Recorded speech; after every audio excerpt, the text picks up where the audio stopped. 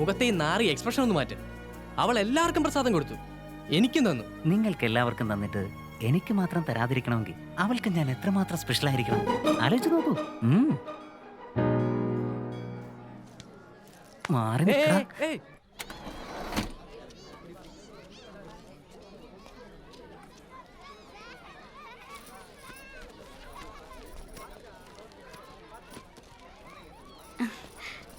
എന്താ പറഞ്ഞത്?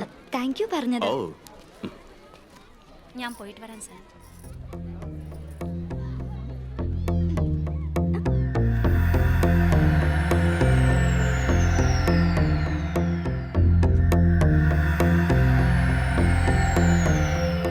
ഇത്രയൊക്കെ കുട്ടികൾക്ക് വേണ്ടി ചെയ്യുന്ന തനിക്ക് ഞാനെന്തെങ്കിലും ചെയ്യണമല്ലോ.